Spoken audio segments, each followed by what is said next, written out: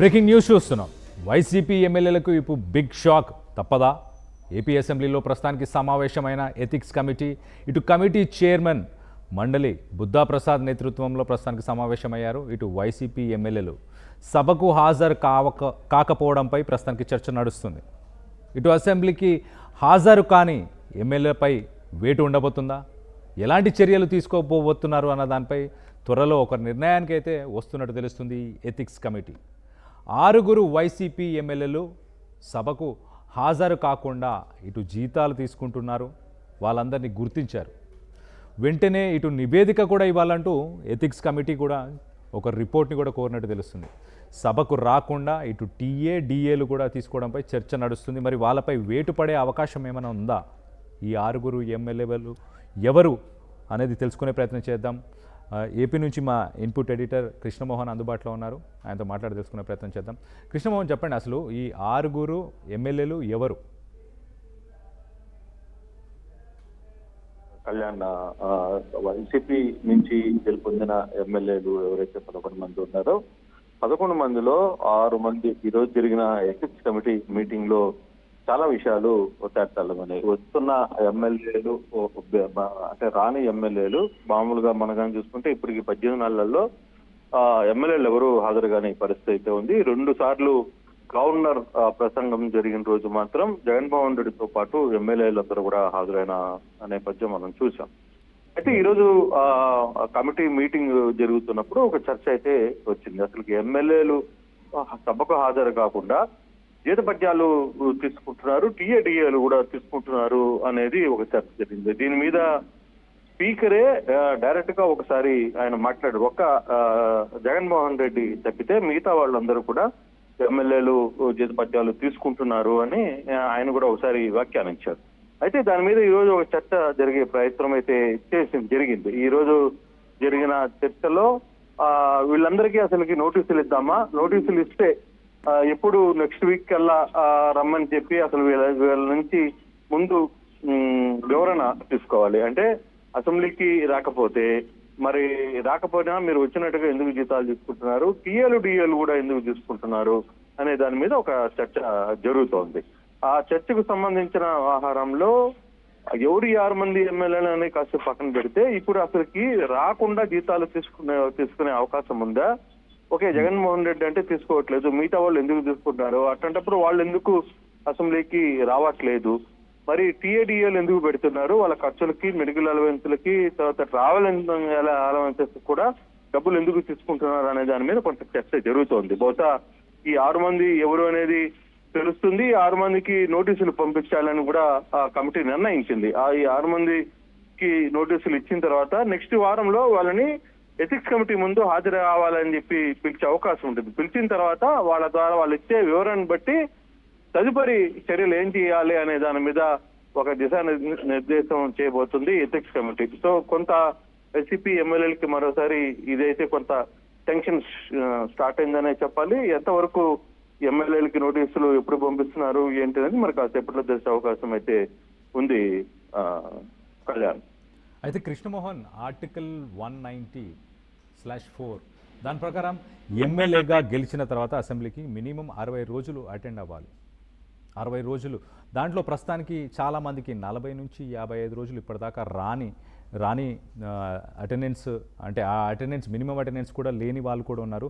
So ఈ article 190(4) ప్రకారం వీళ్ళపై వేటు పడే అవకాశం ఉందా?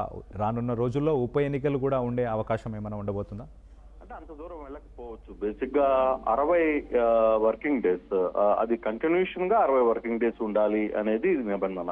60 వర్కింగ్ డేస్ కంటిన్యూషన్ గా ఉండాలి. ఆ నేపథ్యంలో ఒక మెడికల్ గ్రౌండ్స్ కూడా వాళ్ళకి ఒక వెసులుబాటు ఉంది. ఆర్టికల్ లో సెక్షన్స్ ఎలా ఉన్నా దానికి సంబంధించిన దాంట్లో గతంలో జరిగిన కొన్ని సందర్భాలకు సంబంధించి లేకపోతే ఫర్దర్ గా జరగబోయే అంశాల గురించి కూడా కొంత ఆలోచించారు. దీని మీద కంటిన్యూస్ గా 60 రోజులు రాకుండా ఉంటే అప్పుడు ఆలోచించే ప్రయత్నం చేయాలి. ఈ మధ్యలో 60 రోజుల మధ్యలో ఏ ఒక్క రోజు హాజరైనా మళ్ళీ అది తిరిగి 60 రోజుల నుంచి వచ్చే అవకాశం ఉంటుంది అనేది ఒక చర్చ జరుగుతోంది. బట్ దాని మీద ఒక క్లారిటీ ఇవ్వలేదు. గతంలో కూడా ఇదే సందర్భంగా గతంలో స్పీకర్ గా చాలా బాధ్యతలు వ్యవహరించిన కొంతమంది సీనియర్ లీడర్లు కూడా ఈ వ్యవహారం మీద లేదు 60 రోజులు పూర్తి స్థాయిలో కంటిన్యూషన్ గా రాకుండా ఉండాలి అనేది ఒక చర్చ అయింది. అయితే మధ్యలో కొంతమంది ఎమ్మెల్యేలు వచ్చి సంతకాలు పెట్టి కూడా వెళ్ళిపోతున్నారు. సంతకాలు పెడుతున్న ఎమ్మెల్యేలు చాలా మంది ఉన్నారు. వచ్చి అసెంబ్లీ జరుగుతున్న టైంలో ఏదో ఒక రోజు రావడం, అక్కడికి వచ్చి సంతకాలు పెట్టిన వెళ్ళేవారు కూడా చాలా మందిని చూసాం.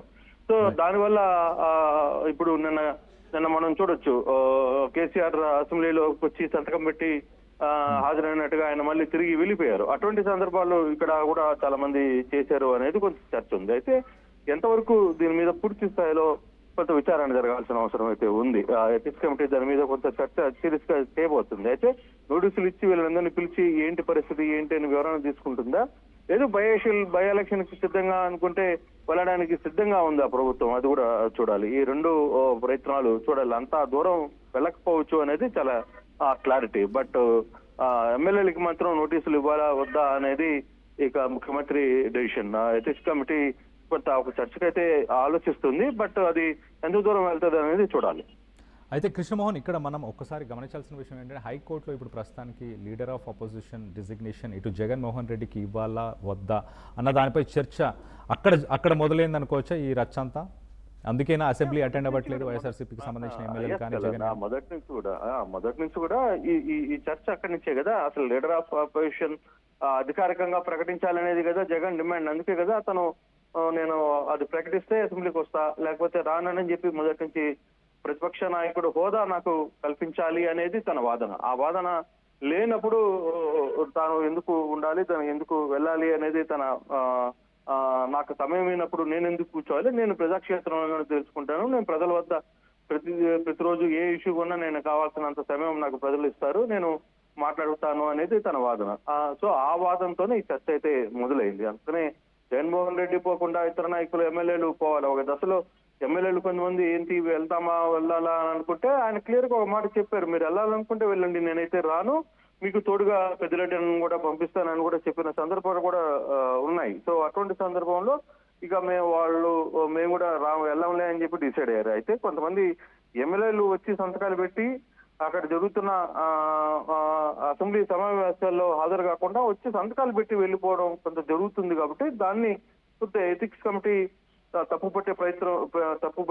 తప్పుపడుతోంది. ఆ దిశగా ఎవరు ఎన్ని రోజులు రాలేదు ఏంటి అని గణాంకాలు కూడా వాళ్ళ దగ్గర ఉంటాయి. కాబట్టి రేపు ఎంతమందికి నోటీసులు వేయాలి, అంటే నోటీసులు ఇస్తారా, ఇచ్చేంత అవకాశం ఉందా, ఒకవేళ ఇస్తే ఫర్దర్ గా ఎన్ని రోజుల్లో సమాధానం అడుగుతారు ఏంటి అనేది చూడాల్సిన పరిస్థితి ఉంది. కళ్యాణ్, అయితే కృష్ణమోహన్, రానున్న కొన్ని రోజుల్లోనే అంటే ఇంకా నెల 2 నెలల్లోనే ఇటు బడ్జెట్ సెషన్ 2026కి సంబంధించిన బడ్జెట్ సెషన్ కూడా ఉండబోతుంది. మరి దానికి కూడా వైసీపీకి సంబంధించిన ఎమ్మెల్యేలు బాయ్కాట్ చేసే అవకాశం ఉందా? ఇప్పుడు వీళ్ళు సాధారణ ఎమ్మెల్యేలు, ఇటు జగన్ కూడా ఒక సాధారణ ఎమ్మెల్యేగానే ఇప్పుడు పరిగణిస్తున్నారు కాబట్టి వాళ్ళకి హార్డ్లీ మాట్లాడడానికి ఒక 2 నుంచి 5 నిమిషాల వ్యవధి మాత్రమే ఇచ్చే అవకాశం ఉంటుంది. మరి దీనికి ఒకవేళ అటెండ్ అవ్వకపోతే స్పీకర్ దీనిపైన ఏమైనా చర్యలు తీసుకునే అవకాశం ఉండబోతుందా? స్పీకర్ ఈ వ్యవహారం మీద 2-3 సార్లు ఒక చర్య తీసుకోవాలి అని చెప్పి మాట్లాడారు. కానీ దాని